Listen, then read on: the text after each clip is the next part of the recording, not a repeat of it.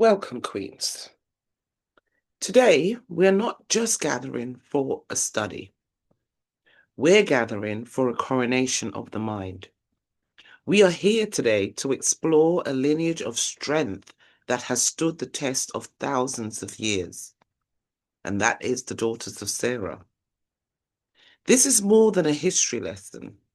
This is a journey through legacy, through unwavering faith, and through the quiet governing power of the matriarch.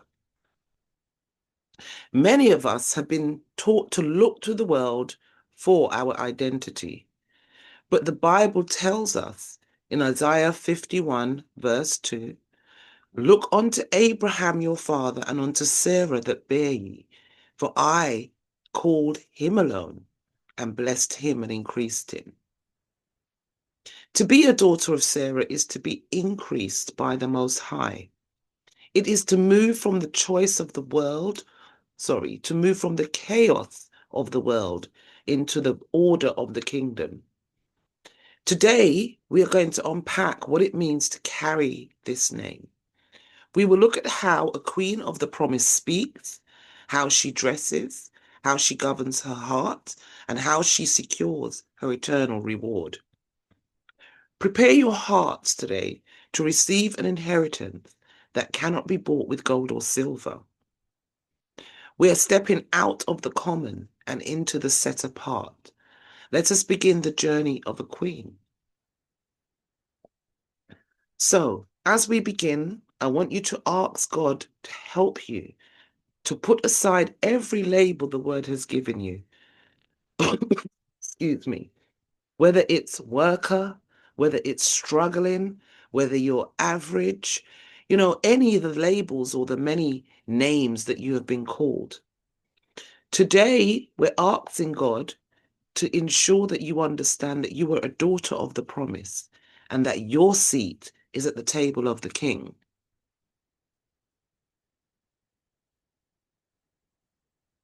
To understand our identity, we must first answer a fundamental question. Who is the mother of the faithful? If Abraham is the father of the faithful, which we find in Genesis 17, verse 5, and Romans 4, verse 11, Sarah is the mother of the faithful, Genesis 17, 16, and Isaiah 51, 2. While people often speak of Abraham as our father of the faithful, the scriptures are clear that he did not walk alone. Sarah was a chosen vessel, the princess of the promise, whose womb carried the seed of nations. But being a daughter of Sarah isn't just about genealogy. It's about spiritual DNA. The Bible gives us the legal definition of this relationship in 1 Peter 3, verses 5 through 6. For after this manner in the old time, the holy women also who trusted in God adorned themselves, being in subjection unto their own husbands, even as Sarah obeyed Abraham, calling him Lord, whose daughters ye are, as long as ye do well and are not afraid with amazement. Notice that the Apostle Peter speaks in the present tense, whose daughters ye are. He is speaking to us today. He tells us that the holy women of old had a specific manner of, or a specific way of living. Their beauty wasn't in their outward fashion, but in their trust in God. Sarah is the mother of the faithful because she believed in the promise when it seemed impossible. She followed her husband into a strange land, trusting in the Most High's protection. To be her daughter means you have inherited that same spirit. You are her daughter, as the scripture says, as long as ye do well. Your lineage is activated by your actions, your obedience, and your courage. We are not a people of fear. We are a people who are not afraid with any amazement. We stand calm because our mother was a queen of faith.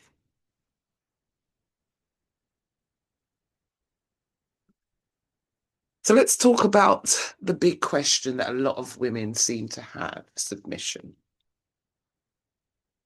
So Peter speaks of submission in 1 Peter 3, verses 1 through 7, and we're going to go over some of them. And it's a tribute to all who are already daughters of Sarah. And it's an exhortation to all women to become more like her. You see, daughters of Sarah have 4 characteristics which we will consider. First, daughters of Sarah are willingly submissive to their husbands, lovingly submissive, even sweetly submissive. Our text begins, likewise, ye wives, be in subjection to your own husbands, that if any obey not the word, they also may without the word be won by the conversation of their wives. So, let's look at the word submissive to. And it's a military term, and that means to place under rank. Now, if anybody disagrees with me or they've been in the army, you can confirm this for the other sisters. In the same way, refers back a few verses to the example to Jesus himself, who was willingly submissive to the will of God. Let me say that again. So, to be submissive to is from a military term that means to place on the rank. And it refers back, when this verse is speaking, it's referring back to a few verses up from this to the example of Jesus, who was willingly submissive to the will of God. So you see, submission here has nothing to do with one individual being inferior while another is superior. Surely no one would contend that Jesus was inferior to God. In our text, Peter emphasized that the husband and the wife are heirs together of the grace of life. One is no more important than the other. Submission has nothing to do with inferiority or superiority. It has everything to do with respecting the will of God. You see, we are called to respect the will of God, and that by doing right, we may silence the ignorance of foolish men. Like Jesus, we are to submit to God's plan, believing that God knows what is best.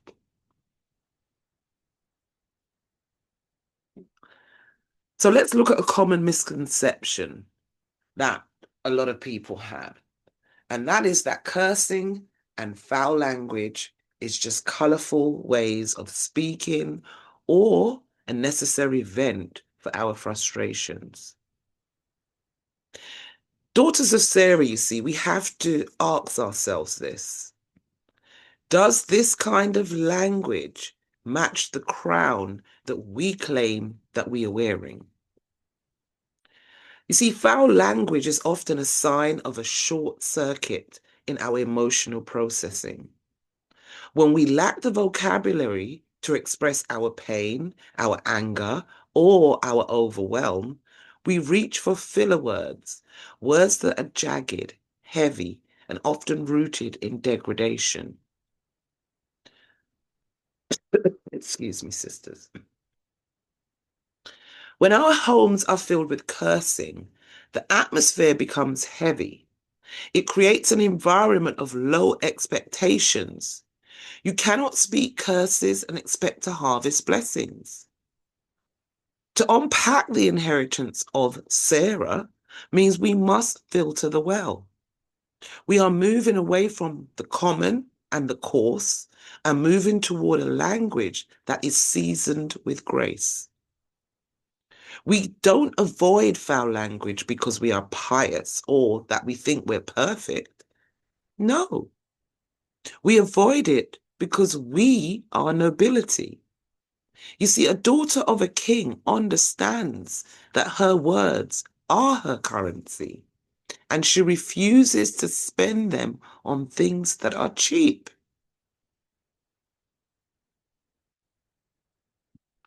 So, as daughters of Sarah sisters, we are called to be builders of homes and nations. But every builder knows that the wrong tools can destroy a foundation.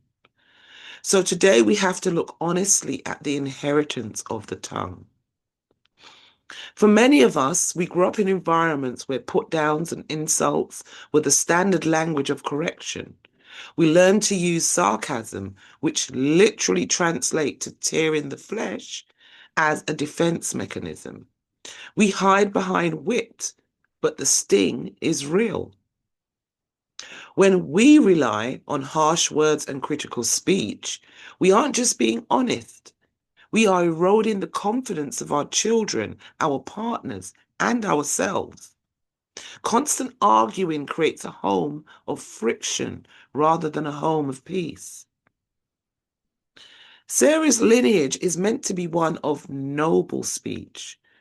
To truly unpack our inheritance, we must identify these patterns in our lives. Ask yourself, Queen, am I using my breath to blow out someone else's light or to fan the flame of their potential? So today we are breaking the cycle of the sharp tongue. We are choosing to trade the weapon of sarcasm for the power of life-giving words.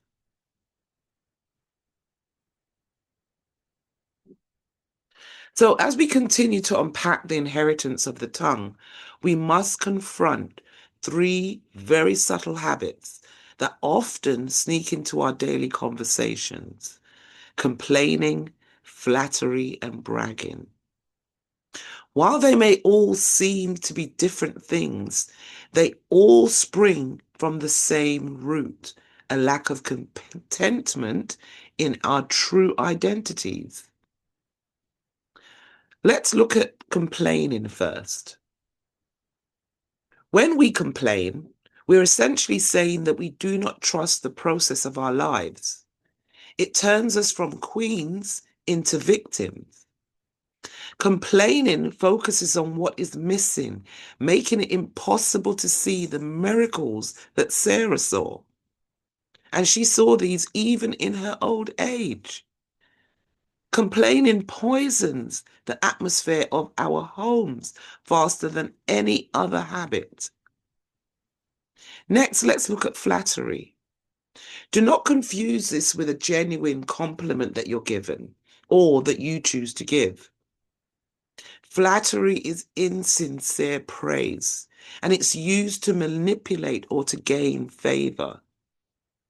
A daughter of Sarah doesn't need to butter someone up to get what she needs. She speaks the truth in love. When we use flattery, we're wearing a mask. When we are sincere, that's when we truly are showing our crowns. Finally, let's look at bragging.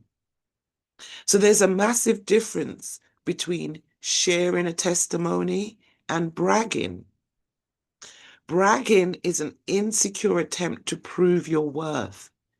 If you truly know who you are, if you know you are a princess by divine right, you don't have to shout your resume at everyone you meet. True royalty is something that is felt. It doesn't need to be announced. So we're going to shift our speech today.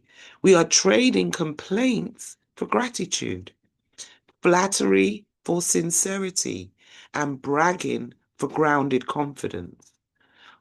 We need to start speaking from a place of enough because we know whose daughters we actually are.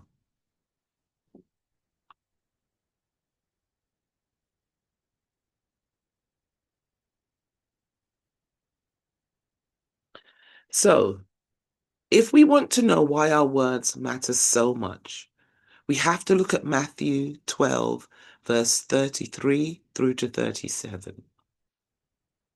So Jesus tells us that a tree is known by its fruit.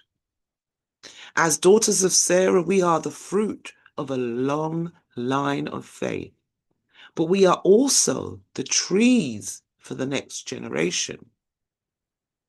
When we let insults or complaining slip, we aren't just having a bad day, we are revealing an abundance in our hearts that needs healing. Jesus reminds us that every idle word is a brick of our legacy. Are you building a monument of grace or a ruins of regret? Our words don't just describe our world, they define our standing in it. So in verse 33, it reads, either make the tree good and its fruit good, or make the tree bad and its fruit bad. So when we read the Bible, lineage is often described as a tree or a vine. And as a daughter of Sarah, you are a branch on a royal tree. You see, you cannot produce queen-like fruit such as peace, wisdom, and legacy if the tree of your character is rooted in bitterness or insecurity. So with this verse, when you read it, it's challenging you to go beyond behavior modification and seek heart transformation. You don't just act like a daughter of Sarah, you must become one at the root. Let's look at verse 34 and 35. For out of the abundance of the heart, the mouth speaks. So Sarah's life was defined by what was inside her. Even when she laughed in the tent, as we see in Genesis 18, verse 12, it was an abundance of her internal doubt overflowing into sound. So cursing, complaining, and insults, those words aren't just accidents. They are leaks from the heart. If a daughter of Sarah wants to change her speech, she must change what she treasures in her heart. As it says in verse 35, a good man out of the good treasures of the heart bringeth forth good things, and an evil man out of the evil treasure bringeth forth evil things. Let's look at verse 36.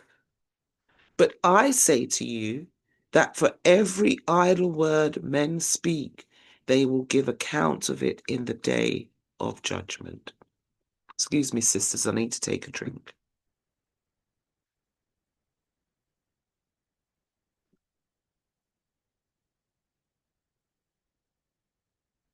So Sarah is the only woman in the Bible, if you've noticed this before, sisters, whose age is recorded at her death. And she was 127 years old. Every year and every day and every word added to the legacy that the modern woman now inherits from her. So let's think back to our slide on sarcasm and gossip. Jesus warns that idle or careless words matter. For a woman building a legacy, a queen, there is no such thing as a throwaway comment. Every word either builds her palace or it burns it down. Let's go to verse 37. For by your words you will be justified, and by your words you will be condemned. So Sarah was justified by her faith, which was eventually voiced in her testimony when Isaac was born, where she declares, God has brought me laughter. That's in Genesis 21, verse 6. So a queen's speech is the evidence of her identity. A daughter of Sarah uses her words to justify her position as a leader and a mother of nations. If her words are foul or critical, she condemns her own influence and loses her seat at the table of honor.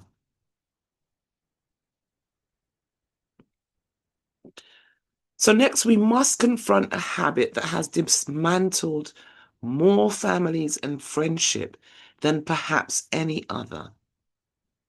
It's gossip. In our circles, we often try to dress gossip up in Sunday clothes.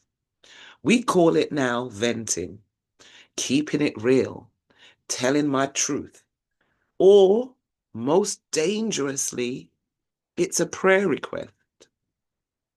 But let's really call it what it is, Queens. Gossip is taking someone else's story, someone else's failure, or someone else's secret and using it as social currency. A daughter of Sarah understands that her words have weight.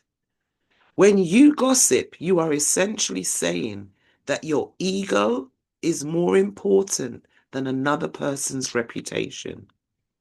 You are acting as a thief of honor rather than a giver of grace. Let that sink in.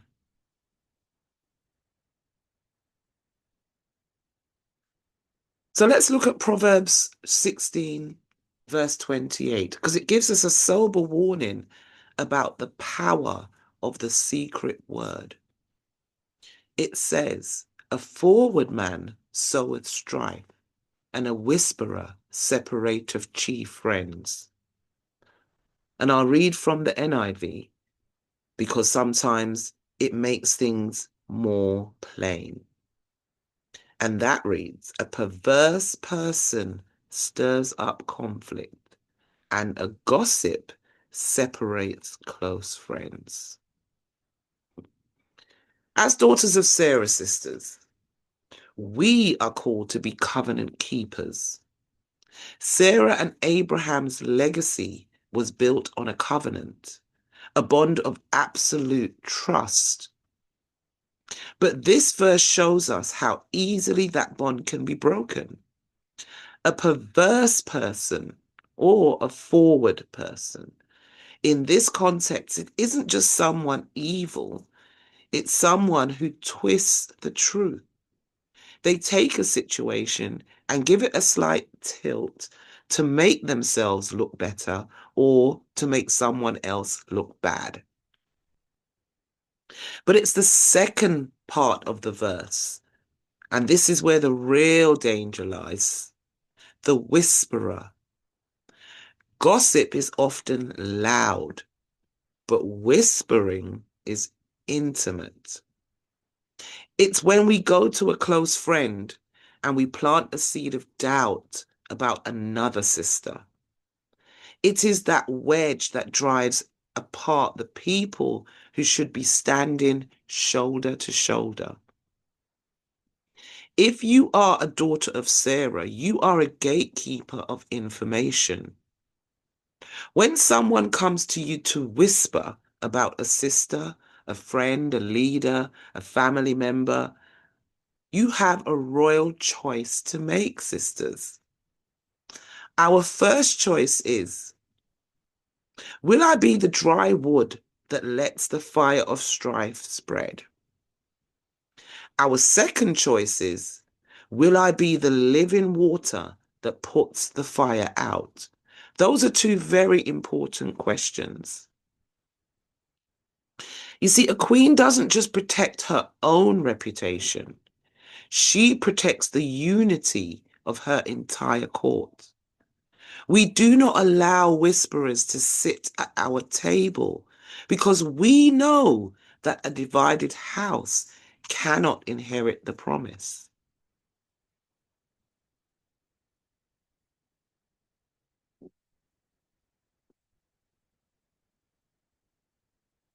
So, we've talked about the damage words can do. Excuse me. But Proverbs 26, verse 20, gives us the secret to end the chaos. And it reads like this. Where no wood is, there the fire goeth out. So where there is no talebearer, the strife ceaseth. Think about that, Queens. A fire doesn't just need a spark, it needs constant fuel to stay alive. In our families, our faith groups, our churches, our friendships, even at work, strife is the fire. But what is the wood? The wood here is the talebearer, the person who carries the story from one place to another. As daughters of Sarah, we often think we're just talking or keeping people informed. But if we are carrying tales that provoke anger or division, we are simply, sisters, throwing more wood on a fire that God wants to go out. If you want the fighting in your home to stop, stop feeding it with he said, she said. If you want the drama in your friend group to die, stop being the one who carries the news. A daughter of Sarah has the power to starve any conflict. When someone brings wood, in this instance, a tale, to you, you don't have to put it on the fire. You can let that information die with you. When the tale-bearing stops, the strife has no choice but to cease. You don't always have to solve the problem. Sometimes you just have to stop feeding the flame. So, as we continue unpacking the inheritance of our mother, Sarah, we have to look at the habits that disqualify a woman from her crown. Now, 1 Timothy 5 and 13 reads, and it gives us specific warnings about women who lose their focus. And with all they learn to be idle, wandering about from house to house, and not only idle, but tattlers also, and busybodies, speaking things which they ought not. Notice the progression. It starts with being idle. When a daughter of Sarah forgets her purpose and her kingdom work, she becomes a busybody. She wanders, if not from house to house physically, then from group chat to group chat, from TikTok to TikTok, carrying things she ought not to speak. A queen is never a busybody. She's too busy building her own legacy to tear down anyone else's.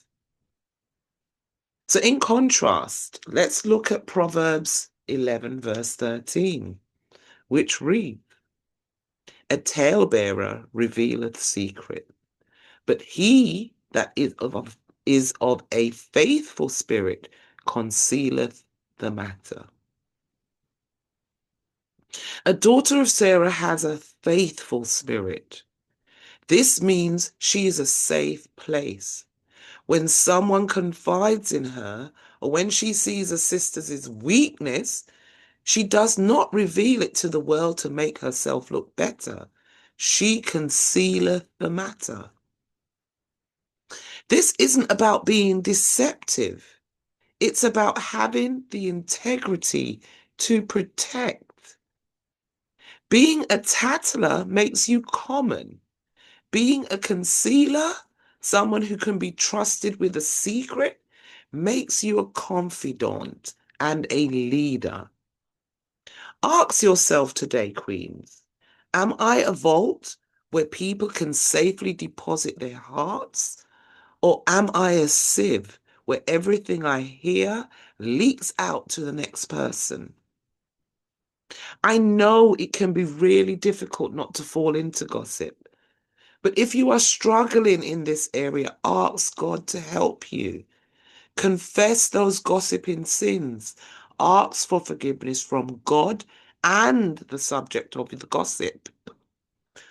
Excuse me. And think of how much hurt this can bring to others. The Bible goes on talking about gossip in Romans 1:29 through 30. Because we have to realize that some of the things, Queens, that we see as small habits are seen very differently in the eyes of our Creator. And if we look at Romans 1:29 through 30, it's a very sobering list of traits belonging to those people who have turned away from God. And it says, being filled with all unrighteousness, fornication, wickedness, covetousness, maliciousness, full of envy, murder, debate, deceit, malignity, whisperers, backbiters, haters of God, despiteful, proud, boasters, inventors of evil things, disobedient to parents. Is it a shock to the system, sisters, to see whisperers and boasters listed in the same breath as a murderer and haters of God? Why is this? Because a daughter of Sarah understands that a whisperer can kill a person's spirit just as surely as a weapon can kill their body.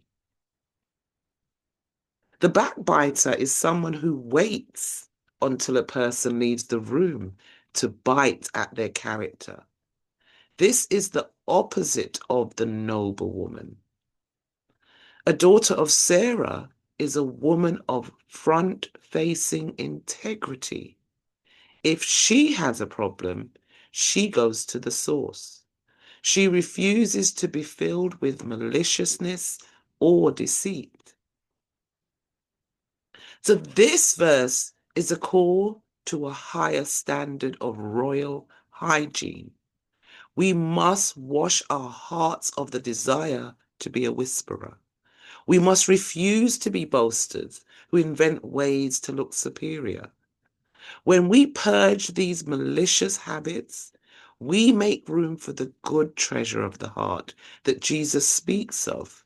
We aren't just trying to be nice, we are trying to be righteous.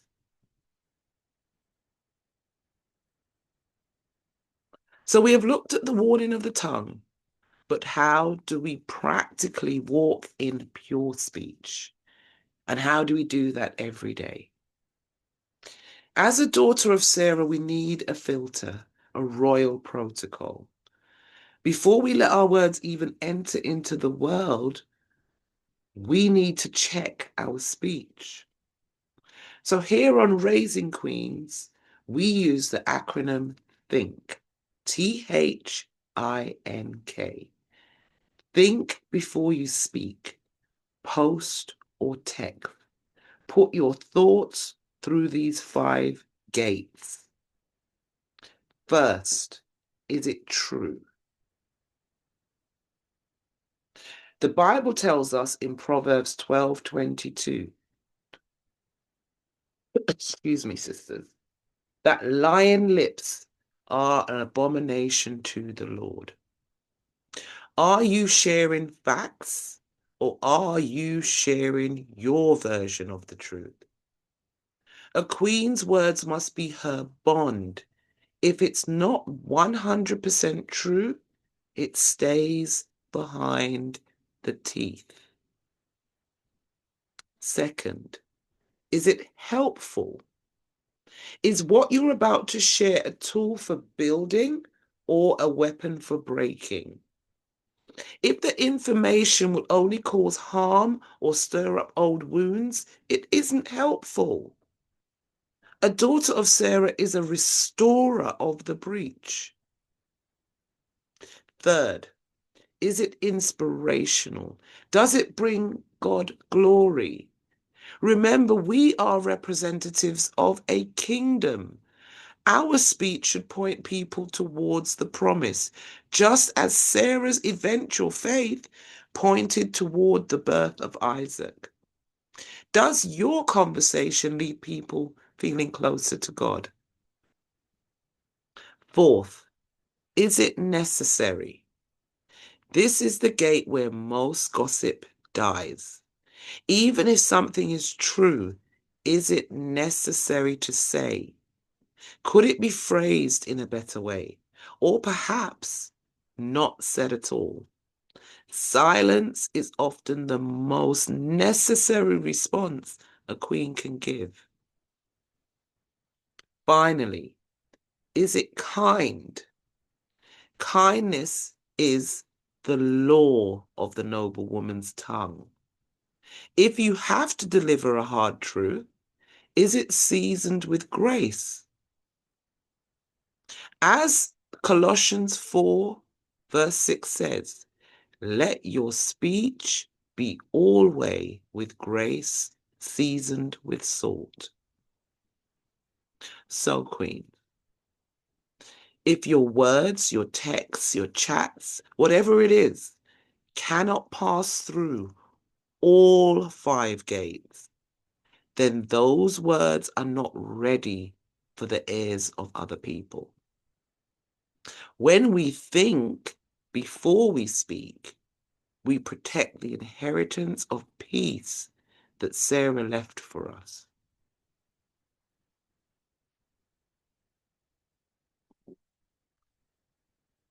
So, Peter illustrated what he meant by chaste behavior when he told Christian wives to avoid outlandish fashions.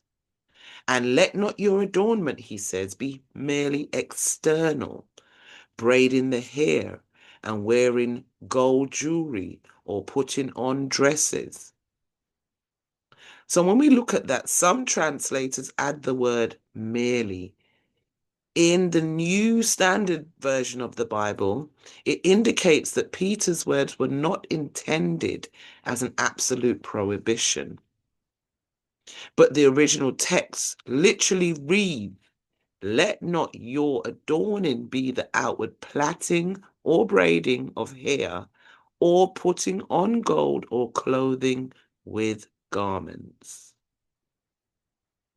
So as we unpack our inheritance, we must address our temples. We often ask, does the Most High care about what I wear? If we look at the book of First Timothy, chapter 2, verse 9, we see a clear standard for the daughters of Sarah. In like manner also, that women adorn themselves in modest apparel, with shamefacedness and sobriety, not with braided hair, or gold, or pearls, or costly array. Now, some people look and read at this verse and they see restriction. But a daughter of Sarah sees distinction. Modesty is not about hiding your beauty. It is about protecting your glory. In the world, fashion is often designed to seek attention, drawing the eye to the flesh. But royal fashion is designed for affirmation, drawing the eye to the spirit and the countenance.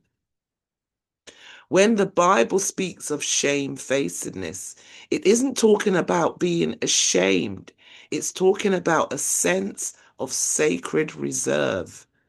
It's the understanding that not everyone is entitled to see the details of your form. And when the Bible says sobriety, it means having a sound mind about your appearance, not being obsessed with the costly array or the latest trends that fade by next season. Sarah, as you know, if you've read the scripture, was a woman of such striking beauty that kings noticed her even in her old age. Yet her beauty was rooted in her hidden man of the heart. When you dress modestly, you're making a statement before you even speak. You are saying, I am not for common consumption. I am a set apart vessel. You are teaching the world how to treat you by the boundaries you set with your clothing.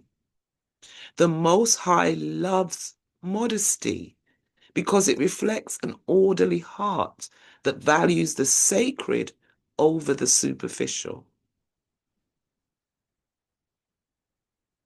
So, we're going to look at some images in the next slides. And anything I say in the next slide is not about the women that you see in the images. This is about how the women dress. That's my caveat, yeah? So, as we look at the images of what the world calls fashion, we have to see them through the lens of our inheritance. We call this, daughters of Sarah, queens, we call this inappropriate female clothes. Not because the body is bad, because look at these women. They're fit, they're healthy, their bodies look very good. The reason why we call this inappropriate females clothes is because the message they're trying to send out is distorted. When we wear clothing that is too tight, too short, or too revealing, we are participating in the thief of glory. You see, a daughter of Sarah understands the difference between being seen and being known. Inappropriate dress forces the world to focus on the outer court, which is the flesh, and it completely ignores the Holy of Holies, which is your spirit. When the foundation is exposed, the mystery is lost. In Proverbs 11, verse 22, we are warned, as a jewel of gold in a swine's snout, so is a fair woman which is without discretion. Let me read that again. As a jewel of gold in a swine's snout, so is a fair woman which is without discretion. So, discretion, as spoken of here, is the ability to know what should be kept private. When we dress in a way that suggests we are available to every eye, we are acting without discretion.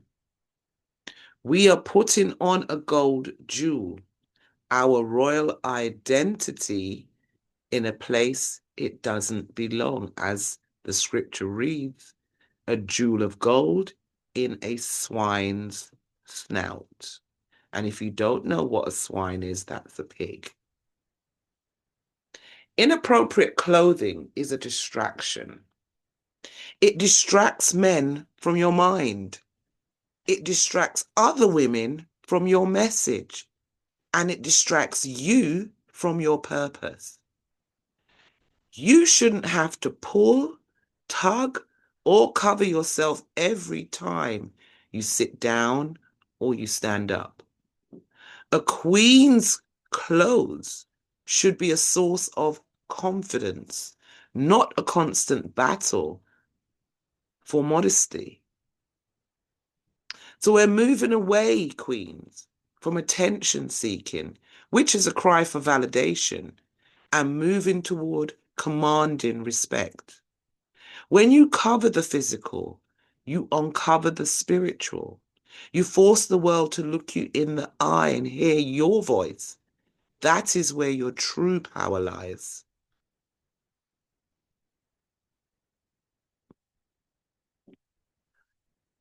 So, as we continue unpacking our inheritance from our mother Sarah, We must recognize the spirit of the street that the Bible describes in Proverbs 7.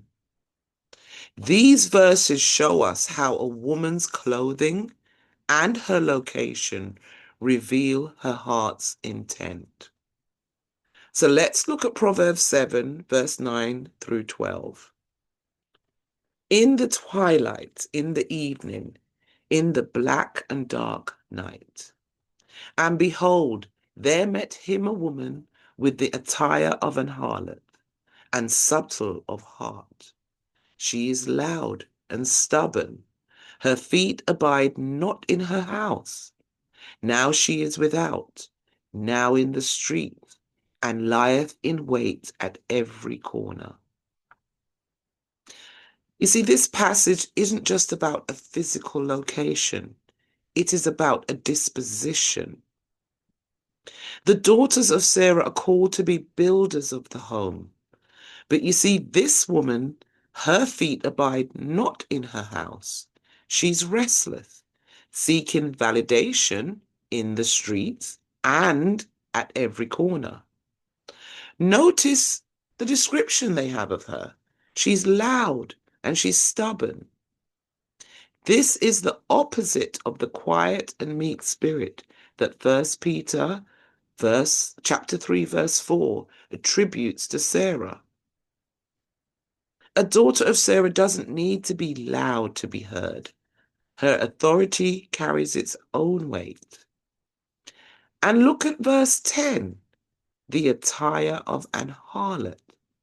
There is a way of dressing that lies in wait. It is calculated, or as the Bible says, subtle of heart. Excuse me, sisters. It is designed to trap the eyes rather than engage the soul. When we wonder, whether it's physically, wondering where we shouldn't be, or wandering emotionally on social media looking for likes and attention, we are stepping out of Sarah's tent and onto the corner. We are trading our royal peace for common pursuit. To be a daughter of Sarah is to have a spirit that is settled, a heart that is honest, and feet that are purposeful. So modesty is important because it allows us to focus on the things that are truly important, and it helps us to treat each other with respect. Being modest in our dress, speech, and behavior focuses our attention on honoring God instead of seeking the approval of others. As we continue to examine the image of the Queen, we must look at the warnings found in Jeremiah 4, verse 30. The prophet asks a biting question to a people who have lost their way. And it reads, "And when thou art spoiled, what wilt thou do? Thou, though thou clothest thyself with crimson, though thou deckest thee with ornaments of gold, though thou rentest thy face with painting, in vain shalt thou make thyself fair. Thy lovers will despise thee. They will seek thy life." This is a powerful image of a woman trying to use crimson, gold, and painting, in this case, makeup, to hide the fact that she is spoiled or broken on the inside. For a daughter of Sarah, this is a warning against surface level Christianity. We can wear the modest dress, we can put on the gold ornament, and we can rent our faces with the most expensive cosmetics. But if our spirit is spoiled, if we are full of gossip, cursing, and pride, like we discussed earlier, all those efforts are in vain. Notice the result. The very lovers, which in this instance is the validation of the world, the very lovers that she dressed up for end up despising her. When we dress and act to please the world's standard of beauty, the world will eventually turn on us. Sarah didn't even need to rent her face to be fair. And fair, if you don't know, sisters, here means beautiful. Her beauty came from a life of walking with the Most High. This verse, you see, challenges us. Are you spending more time painting the outside than you are purifying the inside? Don't make yourself beautiful in vain. Build a beauty that doesn't wash off at the end of the day. So, in our journey of raising queens, we must understand the gravity of the power that we carry. Often the world tells us that women are powerless, but the scriptures tell us a different story. In the apocryphal book, 1 Esdras, chapter 4, verses 15 through 18, we see a profound observation of how a man views the woman he loves and respects. It reads, women gave birth to the king and to every people that rules over sea and land. From women they came, and women brought up the very men who plant the vineyards from which comes wine. Women make men's clothes. They bring men to glory. Men cannot exist without women. If men gather gold and silver or any other beautiful thing and then see a woman lovely in appearance and beauty, he will give that up above all things. So consider the weight of these words, sisters. A man who may conquer the land, he may rule the seas, and he may gather all the gold and silver of the earth. But as verse 18 says, he will set it all aside for a woman who is beautiful. Think about that. As a daughter of Sarah, this should not feed your pride. If it feeds your pride, then you're of the wrong spirit, queens. It should humble you. It shows that you are the glory of the man because you have the power over his heart. You must ask yourself this question: what am I doing with that influence?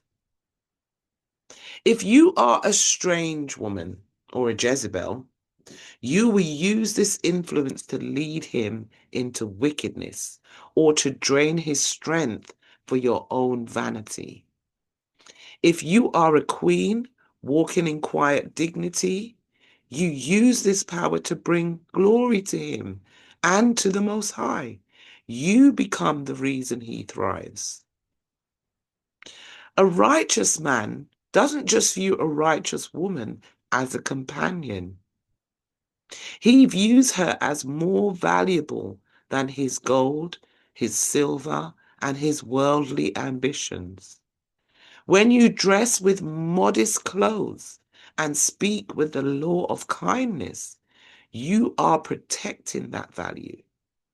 You are ensuring that the man who looks at you sees the reflection of the kingdom, not the distraction of your flesh.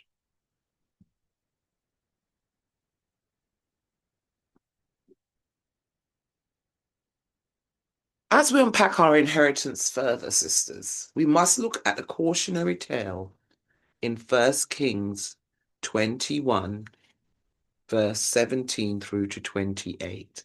And I'm not going to read from verse 17. I'm just going to read from verse 21 and go through a few of the verses. So just to give you some background, we see the prophet Elijah and he's confronting King Ahab about the murder of Nabat and the theft of his vineyard. But there's a problem at the root of everything that's happened, and we read it in verse 25. But there was none like unto Ahab, which did sell himself to work wickedness in the sight of the Lord, whom Jezebel, his wife, stirred up.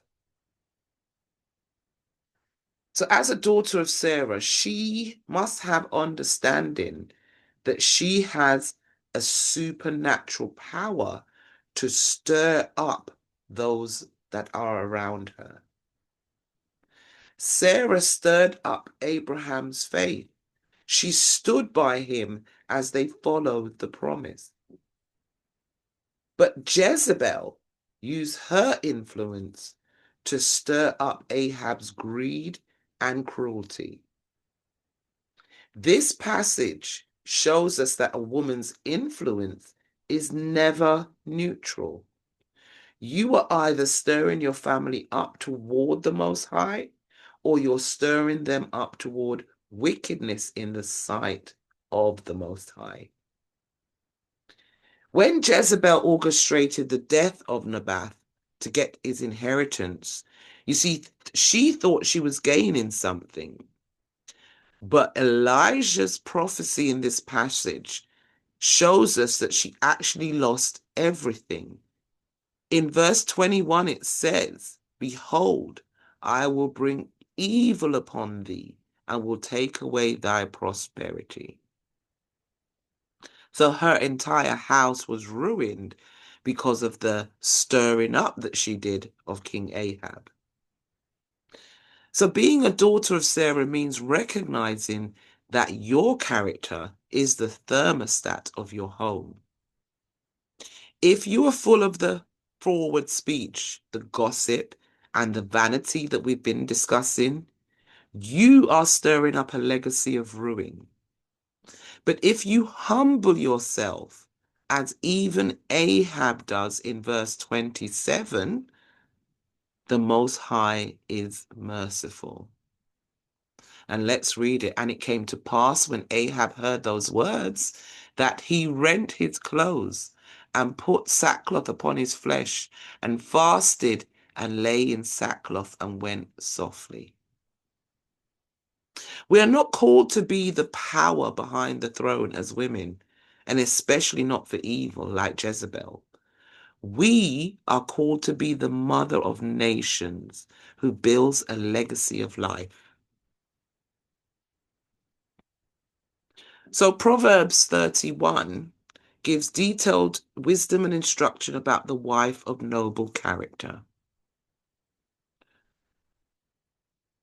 What she does, how she lives, how she is viewed.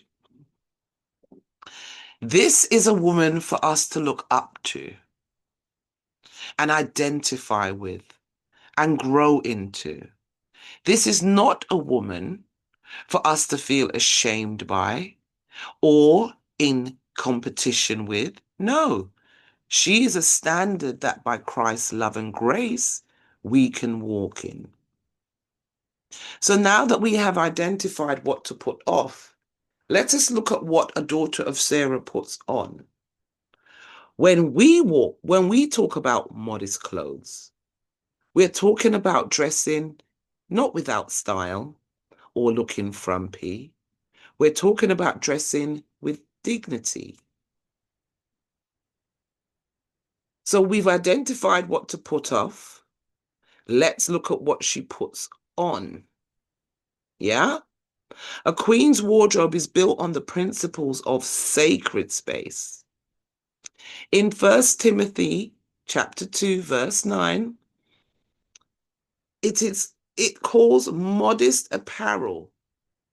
This means clothing that is moderate, not extreme, not loud, and certainly not revealing. How do we practically apply this? We look at 3 pillars. Length. Does it cover the exposed foundation we discussed earlier? Looseness. Does it skim the body with grace, or does it cling to the body with desperation? A daughter of Sarah doesn't need to show the lines of her form to prove she is beautiful. Layering. Does it ensure that even in movement, sitting, reaching, or walking, your modesty remains intact? When you walk into a room in modest clothes, you are telling a story. You are telling the world that you are a woman of sobriety, a woman who is in control of her image. You aren't asking for a quick look. You are demanding a long listen. Sarah was a princess. Her clothing reflected her status as a woman of the promise. When we dress modestly, we aren't hiding. We are distinguishing ourselves from the common. We are showing that we belong to a king whose laws are written even on the way we hem our garments. We are a set apart vessel, and your clothing is the beautiful wrapping on a priceless gift.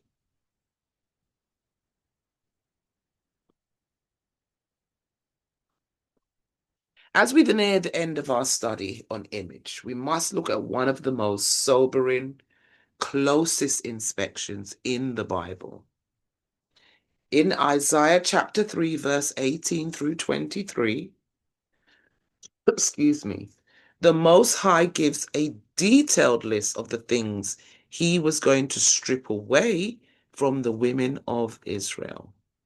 And it says, in that day, the Lord will take away the bravery of your tinkling ornaments about their feet, and their cords, and their round tires like the moon, the chains and the bracelets and the mufflers, the bonnets and the ornaments of the legs, and the headbands and the tablets and the earrings, the rings and nose jewels, the changeable suits of apparel, and the mantles and the wimples and the crispin pins, the glasses and the fine linen and the hoods and the veils. Why did the Most High take these things away? Was it because jewelry is inherently evil? No. If you look at verse 16, just go a few verses up, it was because the daughters of Zion were haughty and walked with stretched forth necks and wanton eyes. They were using these tinkling ornaments to draw attention to themselves rather than to the Most High. As daughters of Sarah, we must be careful of the spirit of excess. Look at the list. Changeable suits of apparel. This could translate into wardrobes full of clothes we don't need. Crispin pins. You could translate that to hair dryers, curling irons, and hair tools. And glasses, this is translated as mirrors, constantly having to look at ourselves. When we become more obsessed with our round tires like the moon, jewelry, earrings, than we are with our hidden man of the heart, we are in a dangerous position. If you look at the top of the verse, the Lord calls this bravery, not the good kind of bravery, but a bold, arrogant display. He warns that if we rely on these things for our identity, he will replace the sweet smell with a stink and well set hair with baldness. To be a daughter of Sarah is to be unentangled from the vanity of the world. We can use things. Nobody says we can't, but we must never be owned by them. If the Lord took an inventory of your closet and your vanity table today, would he find tools for a queen's service or the ornaments of a haughty heart?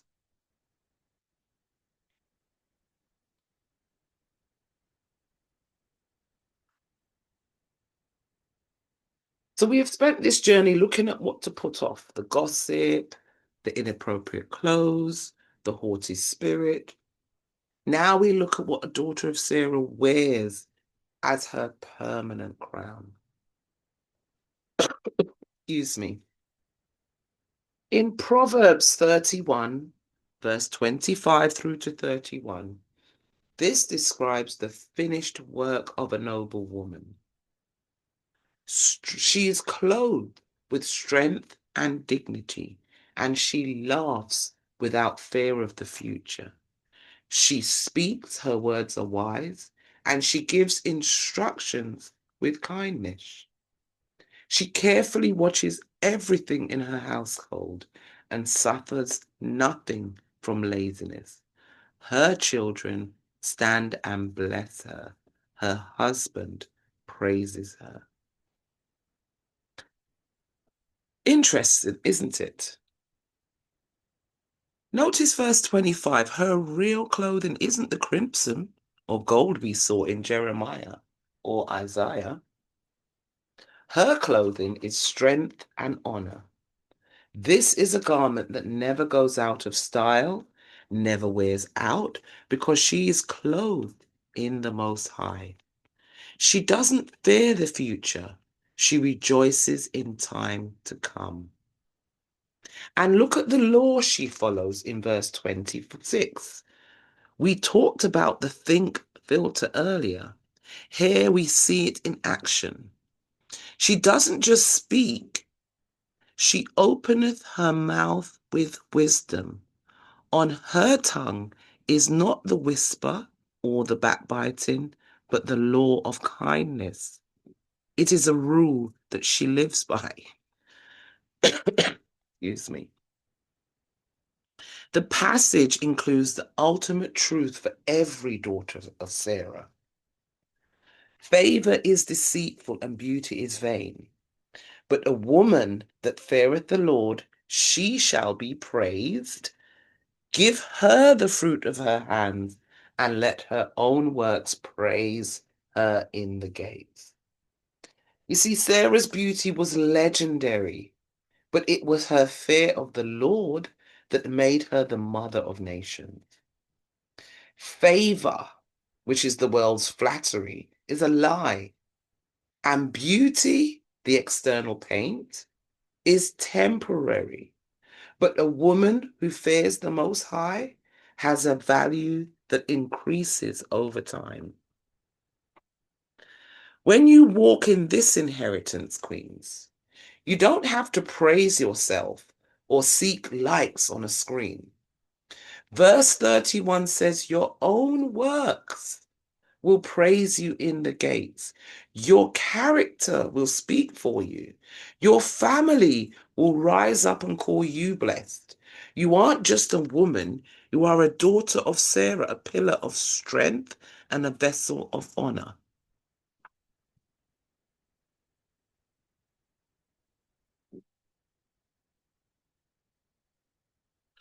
We've talked about how to dress the body and how to guard the tongue. But now we look at the heart of the inheritance. In First Peter chapter 3, verses 2 through 5, it explains how our conduct becomes a witness. While they behold your chaste conversation coupled with fear, whose adorning let it not be that outward adorning of plaiting of hair and of wearing of gold and of putting on of apparel, but let it be the hidden man of the heart in that which is not corruptible, even the ornament of a meek and quiet spirit, which is in the sight of God of great price.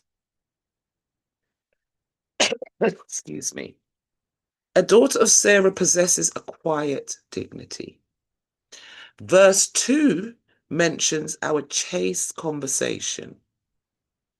In the Bible, conversation doesn't just mean the words you say, it means your entire way of life, your conduct. When your conduct is chaste, which can be translated as pure, and coupled with fear, which is reverence for the Most High, you have an influence that can win people over without you having to argue or scream. Verse 4 gives us the definition of true royal jewelry. It is the ornament of a meek and quiet spirit. In the eyes of the world, meek means weak. But in the kingdom, meek means power under control. It is the dignity of a woman who knows who she is, so she doesn't have to fight for attention. The Bible says that this ornament is incorruptible. Your clothes will tear, your gold will dull, and your hair will turn grey. But a meek and quiet spirit grows more beautiful with age. This is what the Most High considers to be of great price. Finally, verse 5 connects us directly to our foremother Sarah. For after this manner in the old time, the holy women also, who trusted in God, adorned themselves, being in subjection unto their own husbands. To be a daughter of Sarah is to adorn yourself after this manner. It is a trust in God that allows you to be calm when things are chaotic. It is a dignity that comes from knowing your father is the king and your mother was a princess of the promise.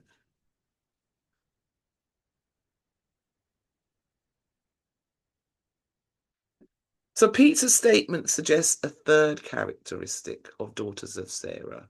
They have an inner and unfading beauty.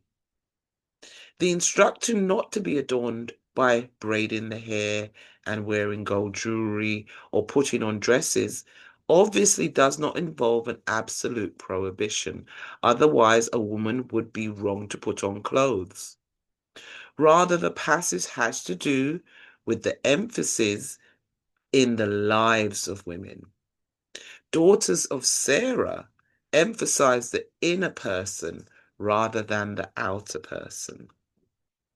Let not your adornment be merely external, Peter says, but let it be the hidden person of the heart, with the imperishable quality of a gentle and quiet spirit. You see, they understand that God sees not as a man sees, for man looks at the outward appearances, but the Lord looks at the heart. That's First Samuel verse 16, chapter 16, verse 7.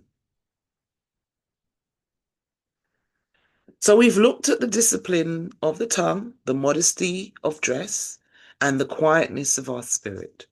Some might ask, if I am meek and quiet, will I be walked over? The word of God says the exact opposite. When you walk as a daughter of Sarah, you are not ignored, you are lovingly respected. In Proverbs chapter 31, verse 28, it reads, her children arise up and call her blessed, her husband also, and he praiseth her. This is the harvest of the noble woman. Because she has poured out wisdom and the law of kindness, her children don't just obey her, they arise up to honor her. They see her as a source of blessing because she has been a crown to her husband and has stirred him up for good, unlike Jezebel. He doesn't just live with her, he praises her. A daughter of Sarah doesn't have to scream for respect or use her beauty to manipulate others to get her way. Her quiet dignity carries a weight that demands respect without a single loud word. When you carry yourself with the ornament of a meek spirit, you create an atmosphere where it feels natural for people to honor you. Being lovingly respected means your family feels safe in your presence. They respect your boundaries because they respect your God. They honor your words because they know your words are true. In Proverbs 31:31, we read, give her of the fruit of her hands and let her own works praise her in the gates. You don't have to blow your own trumpet. When you are a daughter of Sarah, Your fruit does the talking, and your family provides the chorus of praise. This is the royal inheritance, to be loved for who you are and respected for whose you are.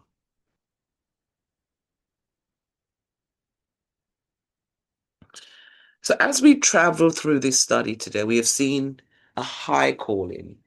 We have seen the standard for our speech, our dress, our heart. But let's be honest, in our own strength, keeping the tongue guarded and the spirit meek is impossible. The flesh wants to be loud, it wants to be vain, and it wants to gossip. To truly walk as a daughter of Sarah, excuse me, sisters, you must have a lifestyle of prayer and fasting. In the Bible, when the disciples couldn't overcome a certain spirit, Christ told them in Matthew 17, verse 21, howbeit, this kind goeth not out by prayer and fasting. There are spirits of vanity, spirits of wandering, and spirits of backbiting that won't leave just because you read a slide. They have to be driven out through the discipline of subduing the body.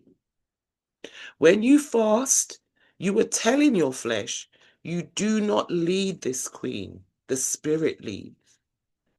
A daughter of Sarah is the spiritual gatekeeper of her home. If you want your children to arise and call you blessed, you must arise and talk to the Most High on their behalf. If you want a quiet and meek spirit, you find it in the secret closet of prayer. Prayer is where you receive the strength and honor that becomes your clothing. Fasting is where you strip away the inventory of vanity that we see in Isaiah. You cannot be a princess of the promise if you are a slave to your appetite or your emotions. When you spend time in the presence of the King, you begin to look like him.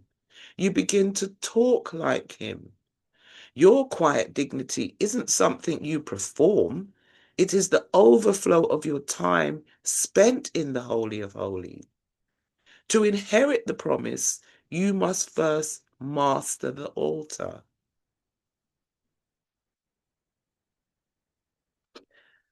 So we're drawing really much nearer. And I know I've said this before, but there was a lot to speak about, sisters. So now we're going to look beyond the here and now. So we've talked about how to live as a daughter of Sarah in this present world, how to dress, how to speak, how to govern our homes. But why do we do it? Is it just for the respect of men? Is it just to be called virtuous by our peers? No. We do it because we are looking for a city whose builder and maker is God. We are looking for an eternal inheritance. In the Bible, the Most High gives us a promise in Revelation chapter 2, verse 10. Be thou faithful unto death, and I will give thee a crown of life. Throughout this study, we've seen the inventory of vanity, the jewelry, and the changeable suits of apparel that eventually rot and rust. But the crown of life is incorruptible. Every time you choose to hold your tongue when you wanted to lash out, every time you chose modest clothes over worldly attention, and every time you humbled yourself in submission to the word, you were polishing your eternal crown. The world may not always clap for your quiet dignity. In fact, the world might call you old-fashioned or hidden. But remember that First Peter 3 said, your meek spirit is in the sight of God of great price. Your King is watching. He sees the hidden man of the heart. When we stand before the throne, we won't be judged by the labels on our clothes or the gold in our ears. We will be judged by the fear of the Lord that governed our lives. We're not just living for today. We are living for the moment our King looks at us and says, "Well done, thou good and faithful daughter." That is the true coronation. That is the moment you fully step into the inheritance of Sarah. So we've reached the end of our study, but we're at the beginning of our walk. We have unpacked the inheritance of the daughters of Sarah, and now it's time to claim it. Excuse me, sisters. Even First Peter, chapter 3, verse 6 gives us the final condition of our lineage. Even as Sarah obeyed Abraham, calling him Lord, whose daughters ye are, as long as ye do well, and are not afraid with any amazement. Being a daughter of Sarah is not a title you were born with. It's a title you earn by doing well and standing firm. It says we are not to be afraid with any amazement. This means a queen is not easily rattled. She isn't shaken by the trends of the world, the opinions of the streets, or the trials of her home. She is anchored in the Most High. I want to invite every woman here to stand if you are able. We're going to close by speaking our identity into the atmosphere. This is not just a repeat after me. This is a vow to your King. I am a daughter of Sarah, an inheritor of the promise. I put off the spirit of the street and the inventory of vanity. I put on the royal raiment of modesty and sobriety. My tongue shall be governed by the law of kindness, and my heart by the fear of the Lord.